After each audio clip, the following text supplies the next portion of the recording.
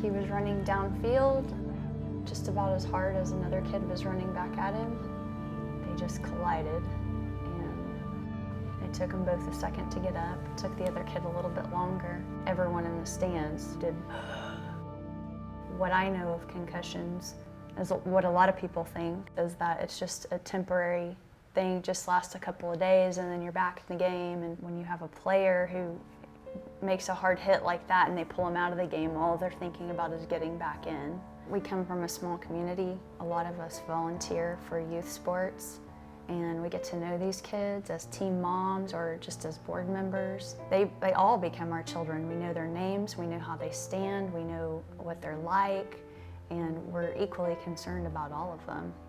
You know, my child, the 22-year-old, he would get knocked down and hit so hard that when he stood up, he would walk sideways. And the coaches would grab his helmet and look at him and hold up fingers, and they'd look at me and say, okay. So I just trusted he was okay, which in fact he really wasn't.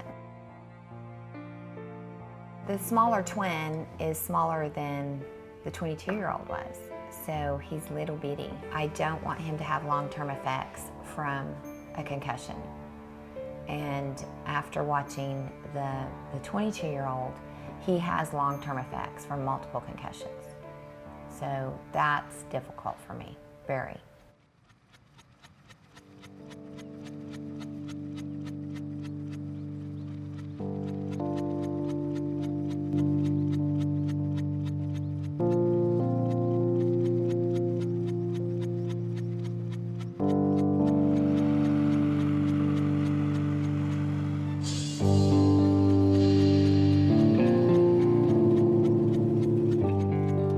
I've been hearing a lot about concussions.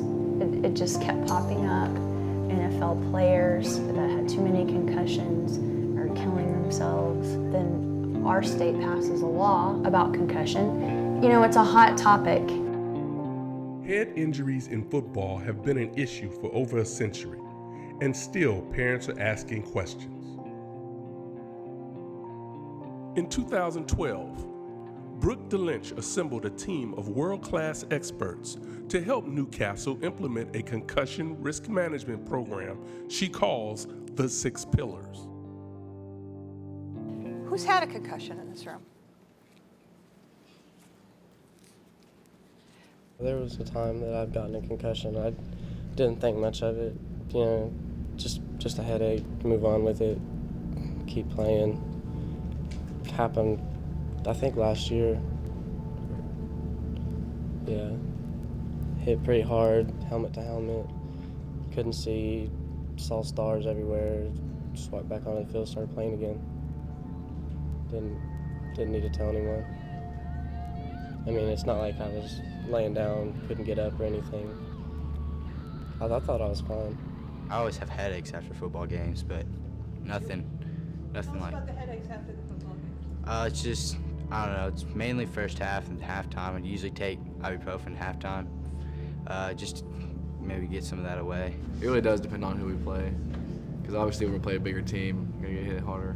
But I'll come in, I'll take some Tylenol, ibuprofen. But the next morning though, after a game, you'll wake up and you'll sometimes have a headache, and your whole body will just ache. One of the things about concussion, it's so terribly under-recognized. It's called the silent epidemic, and studies show anywhere from 65 to 80% of initial concussions are missed because the symptoms initially are subtle. And people are looking for things like you see with a brain bleed, or they're looking for somebody totally knocked out and carted off the field. The word concussion means to violently shake, and that's really what's happening to the brain. And what happens when the brain gets hit and bruised, it doesn't work well. You can have a host of different symptoms. They range from things such as headache and nausea and vomiting, but it could be feeling mentally slow, Visual problems, sensitivity to light, ringing in the ears, balance problems. having difficulty sleeping, feeling a little more irritable. Some kids are very emotional.